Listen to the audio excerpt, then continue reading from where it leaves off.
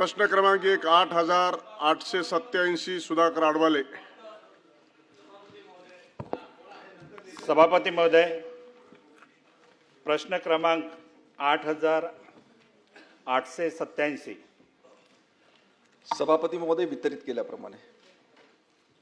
सभापती महोदय, गडचिरोली तथा राज्यामध्ये पेसा अंतर्गत जी गावं आहेत त्या पेसा अंतर्गत गावामध्ये जिल्हा परिषदमध्ये शिक्षकांची मोठ्या प्रमाणामध्ये पदं रिक्त होती। त्यामुळे 2024ला शासनानं शासन निर्णय घेतला आणि 2022ला TET उत्तीर्ण असलेल्या विद्यार्थ्यांना पेसा अंतर्गत त्या ठिकाणी नोकरी दिलेली आहेत।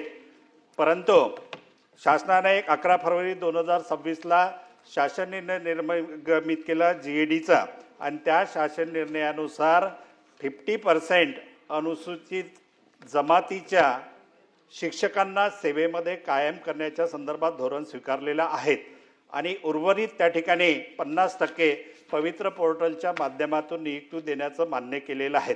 आता हे 2024ला TET उत्तीर्ण झालेले शिक्षक त्या ठिकाणी कार्य करत आहे।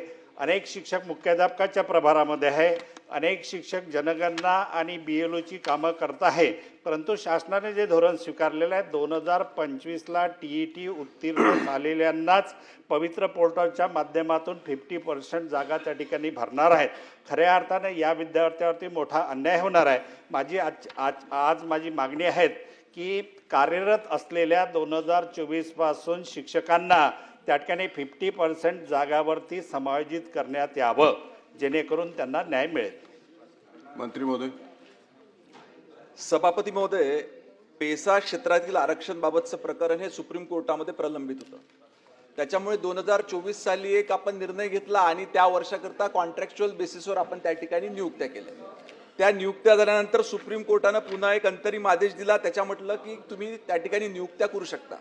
अशा वेळेस नियुक्त्या करताना आपण ज्या गावामध्ये आदिवासी अनुसूचित जमातीची लोकसंख्या ही 25 ते 50% इतकी आहे, त्या ठिकाणी 50% पदं आपण हे अनुसूचित जमातीतून भरले आणि 50% अराखीव प्रवर्गातील उमेदवारांकडून त्या ठिकाणी भरली।